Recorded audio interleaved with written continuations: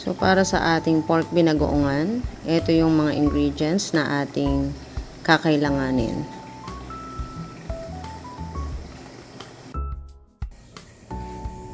Hello guys! For today's video, I'm gonna cook the signature dish, the pork binagoongan. And we will be needing onion, a chopped onion. And we have a garlic. And we have a spring onion for our garnish. And we have also this one, they called it siling labuyo. I think this is 2 pieces. And I'm gonna use also the siling panigang. And we're gonna use also eggplant. And I think this one, the eggplant that I use here is 1 piece, but medyo malaki siya. And our pork, this pork is I think liempo cut, liempo. And of course, we're cooking pork binagoongan. Of course, we have a shrimp paste. I think this one is 30 grams. So it's already cooked, as you can see. This shrimp paste will give umami taste in our dish for today, which is the pork binagoongan. I'll make sure that my hands are clean and properly washed. And of course, I use the knife properly. And I'm gonna use a pan and a tong. Of course, this one, a sandok. So let's start the cooking of our signature dish, pork binagoongan with eggplant. Let's go. So here, I'll make sure the handle of my pan is away from me, to avoid burning my hands. So I'm gonna fry this eggplant, and then I'm gonna set aside some oil. So it's just a little bit, I think 3 spoons. I think it will be okay. Then let's wait until it's reach the temperature that we need for frying our eggplant.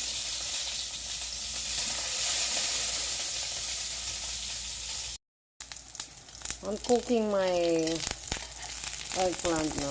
Inuuna ko yung sa part ng skin para malasan yung pag-absorb, no, ng oil sa ating eggplant. And our eggplant is done. So we're gonna set it aside just for a while. And then I'm gonna fry our pork until it reach the golden brown look. So pag nag golden brown na siyang ganyan, no, pwede na natin siyang hanguin and set aside muna natin siya. Using the same pan, let's saute the garlic first. So, dito sa garlic, no, gusto ko yung medyo brownish siya. And then, let's next do the onion on it. So, you can smell the fragrance of our onion and garlic. So, just wait until the onion is caramelized. And then next is we will put our shrimp paste. So, ito yung magbibigay ng lasa sa ating binagoongan.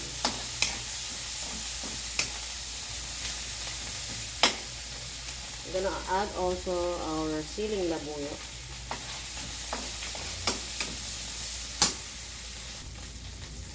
So, pag nagisa na natin ito ng sama-sama, mag-add tayo ng, I think, half cup of water. So, depende sa inyo kung gusto nyo saucy yung inyong binagoongan. So, para sa akin, gusto ko yung medyo natutuyo siya and medyo konti lang yung sauce and parang nagmamantika. Yun yung itatry natin i-achieve for this our pork binagoongan. Pag kumukulo na yung ating sauce, is pwede natin ilagay yung ating pork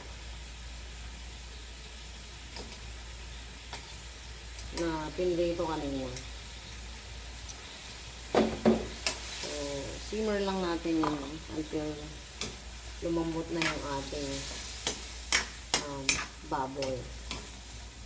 So, titikman ko siya. Kumuha ko ng spoon, no? Huwag natin gamitin to. And then ibabalik natin siya. So, kumuha ko ng bagong spoon, malinis. And then, titikman ko siya. So, okay na sa akin yung timpla na to. Of course, hindi na natin siya pwedeng ibalik. For our, hygiene. Para sa ating safety. So, as you can see, our binagoongan, ayan na siya, nagmamantika siya. This is what I want in pork binagoongan. And I want it a little bit spicy. That's why I put siling labuyo. So, it's optional. It depends on you. If you want a bit spike of spiciness on it. But for me, I like it. I like spicy food. So, it complement the binagoongan. Of course, kailangan natin siyang i-plating. Siyempre, hindi lang para maging masarap yung ating pork binagoongan. Hindi para din baga, sa itsura pa lang ng ating pork binagoongan, ay talaga namang mabubusog ka na.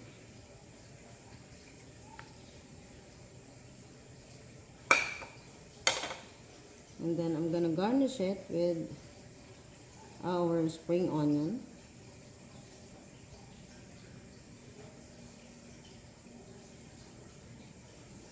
So, here we go. This is our pork binagoongan with love. So here's the finished product of our pork binagoongan with eggplant. So sa itsura pa lang, di ba? Mukha na siyang masarap. Siyempre, titikman natin yan. Let's taste. The tasting time. The exciting part.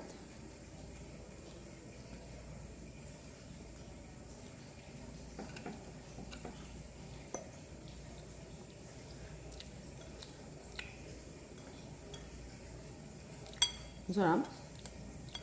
Siyempre, masarap to kung may bagong saing na kanin, mainit na kanin.